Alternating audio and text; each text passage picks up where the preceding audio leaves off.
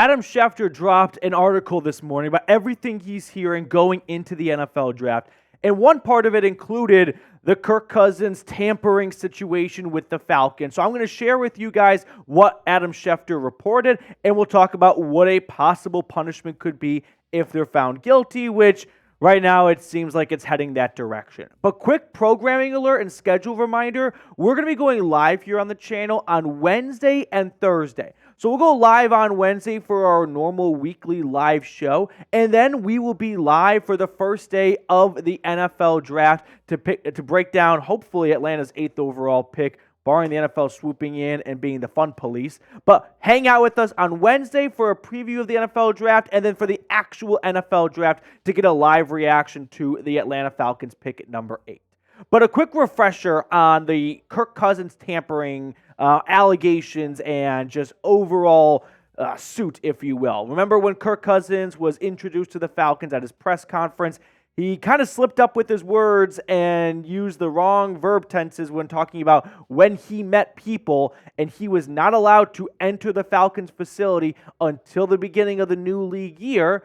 And then he said, I met with the trainer yesterday, which would imply he came a day early. And that's against the rules, and that's tampering. So Kirk Cousins and his agent, they're allowed to talk to the Falcons during that legal tampering window, but you can't actually go meet with anyone at the team. And my guess is Kirk Cousins met with people beforehand, maybe to get a medical on his Achilles or just to meet some of the trainers and whatnot. And then there's the whole Kirk Cousins recruiting Darnell Mooney situation, which is also a little bit more gray than black and white because you're kind of allowed to talk to players, but you can't directly recruit them to your team. So we'll see what the NFL digs up in their investigation, but that's kind of what happened with Kirk Cousins. Now, this is what Adam Schefter is reporting. The NFL's investigation into alleged tampering charges against the Falcons for their involvement with then free agent quarterback Kirk Cousins and the Eagles for their involvement with then free agent running back Saquon Barkley is ongoing and could reach a conclusion as early as this week per sources. Sources believe the discipline, which is likely to involve draft picks, is expected to be more severe for the Falcons. I am not panicking, and I don't want you to panic either, about what the punishment could be. The chatter in the office this morning was Atlanta's going to lose pick number 8. No, they're not. The NFL is not going to come in and swoop away the Falcons' top 10 draft pick when they're trying to get that franchise a little bit back into the national headlines, and they're not going to dampen their efforts after they signed Kirk Cousins to a monster contract. Okay, last year we had a little bit of precedent for what tampering punishments could look like with Jonathan Gannon, who was on the Eagles coaching staff and made some phone calls with the Cardinals before he was supposed to, and it essentially involved a third-round pick swap where the Eagles jumped up about 30 spots. So that was a third-rounder. Now, Miami, they lost a first-round pick. However, they were much more egregious in their tampering efforts. They were talking to Tom Brady and Sean Payton, 2 future Hall of Famers, for a long period of time. That cannot be put in the same bucket as Kirk Cousins went to the Falcons facility a day earlier than he was supposed to. So Miami lost a first for much worse crimes. There is no way Atlanta's going to face a similar punishment in the loss of a first-round pick. Now, Adam Schefter also pointed out that the Chiefs, they back when they got Jeremy Maclin, name a random wide receiver, how about him? They lost their 2016 third-round draft pick and a future 6, along with a total of $350,000 in fines between the team, Andy Reid, and the GM, John Dorsey. And again, that's a much better baseline for what tampering with players could get you. I think we're looking at a day 2 draft pick potential loss, not the 8th overall pick.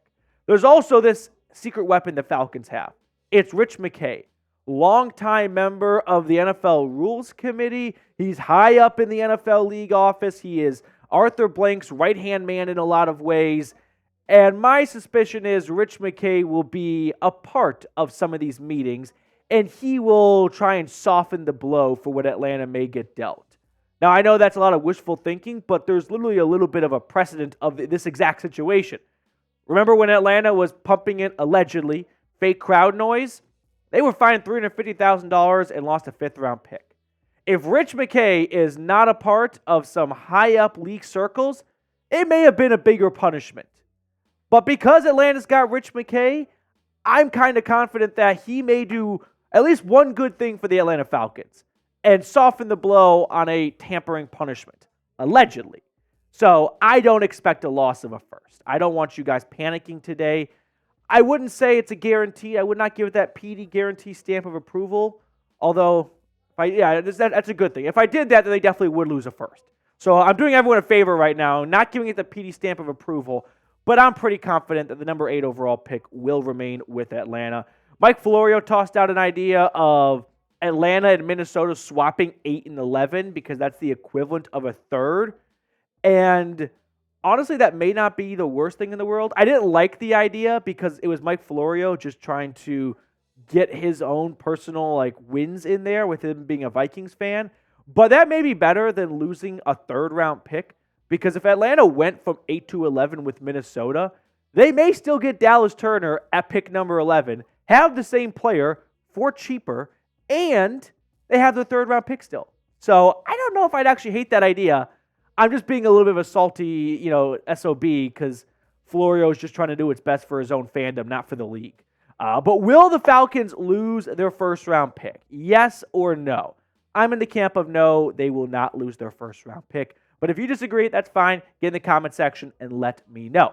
And next up on the show, we're going to talk about the Falcons potentially trading back from number 8 as we are in NFL draft week. It is rumors galore right now, and there's been some smoke around that 8th overall pick being available.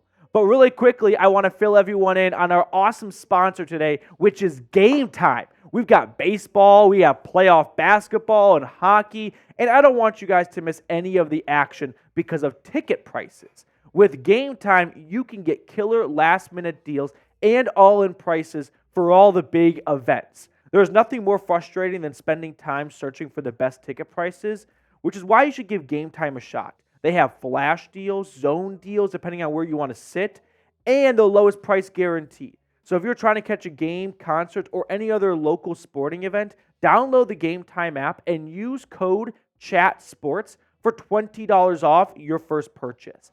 It's the best place to find last-minute seats. So once again, download the Game Time app, create an account, and use code CHATSPORTS for $20 off your first purchase. Terms apply, but once again, create that account and redeem code CHAT SPORTS, if spelling is not your thing, for $20 off. I put all that information in the comments and description of today's video. Download Game Time today. Last-minute tickets, lowest price guaranteed. So stick with me before we talk about trading back from pick number 8. Let's say Atlanta loses their 43rd overall pick because of the Kirk Cousins tampering allegations. NFL comes in, takes that pick away. I think that could have a major impact on Atlanta's draft strategy. All right. Now, ESPN's Jordan Reid tossed out a new 7-round mock draft. And in it, he projected the Falcons and the Vikings swapping first-round picks and Atlanta picking up Minnesota's 2 fourth-rounders. Which, by the way, if the Vikings did that, that would mean they'd have 1 pick for round 1, no picks in round 2, no picks in round 3, no picks in round 4. That's a long time to go without a draft pick. So I'm not too optimistic on that trade actually happening. Per the NFL, per the trade value chart, it's a little bit underpriced, but it's not too far off. But this could make some sense for Atlanta, that if they were to lose a second or even a third-round draft pick, they may take a trade where they may not be getting exactly what the 8th overall pick is technically worth because they need to recoup some draft assets. So that's one idea. This next idea is a little bit more complex, so stick with me. But let's say the Patriots and the Vikings strike a deal. Let's say it is clear that the Washington Commanders are going with either Jaden Daniels or Drake May, and the Patriots don't like the other option that's going to be available to them at pick number 3. And they decide, instead of picking a guy we're not crazy about, let's trade back with Minnesota, pick up 2 future first-round picks, and we could probably move up again from pick 11 to try and get maybe J.J. McCarthy if they like McCarthy a lot more. And they walk away like Sonny Weaver Jr. from draft day with Bo Callahan and Vontae Mack and Ray Jennings. And they get all the guys they wanted, where they go back from 3 to 11, and then they go up. And this is where it gets complex. Hypothetical trade here. After moving back, like the Cardinals did, like the Texans did last year, they move back, and then they move back up again to get Will Anderson at pick number 3. What if New England goes from 3 to 11, picks up pick 23 and a future first, and then they go from 11 up to 8 to get J.J. McCarthy, if he's still available, of course. And the trade compensation's a little tough to crank out, but I think it could look something like this. First-round pick swap, and in exchange for Atlanta going back 3 spots to number 11, they acquire New England's second-round pick. And keep in mind, the Falcons may not have their 43rd overall pick to use. So now they're back into round 2 with an earlier pick at 34. But that's actually a bit of an overpay for New England. So Atlanta sends over a 3rd and a 5th to get picks 11 and 34. So per the trade value chart, this actually equates to a fair trade on both ends. I think if the Falcons lose their day 2 draft pick, whether it's in round 2 or round 3, and they don't love someone at pick number 8, by love I mean like they simply just cannot be moved off that pick no matter what because they think the guy they're going to take is a future Pro Bowl caliber guy, then I could see them going, let's trade back. And similar to the Patriots, they may get their guy after they wanted the whole time and get more draft capital at the same time as well. Look at the NFL draft order around the Falcons for a second. Let's say they want Dallas Turner, but they don't love Dallas Turner to the point where they would risk losing him. I think the Bears are going to go either wide receiver or Byron Murphy out of Texas is getting a lot of smoke, but they definitely need help at edge. So that could be a spot where Atlanta could lose Turner to the Bears. Dallas Turner is not going to the Jets. They are going Brock Bowers. The Vikings, which would be a trade up in this case, would go get a quarterback, and then Atlanta would fall back to 11. So they could get Dallas Turner as long as Chicago goes Rome Odunze, which that appears to be the direction the wind is blowing in the Windy City. So if they were to move back, I still think they could get Dallas Turner. Here are some other targets for them, though, at pick number 11. They may have Dallas Turner and like Jared Verse or Terrion Arnold or any of the other 4 guys there so closely graded that Turner at 8 does not equate to a better draft result than Verse and an earlier second-round pick at 11. They may like that combination more than just Dallas Turner at 8 and no second-rounder.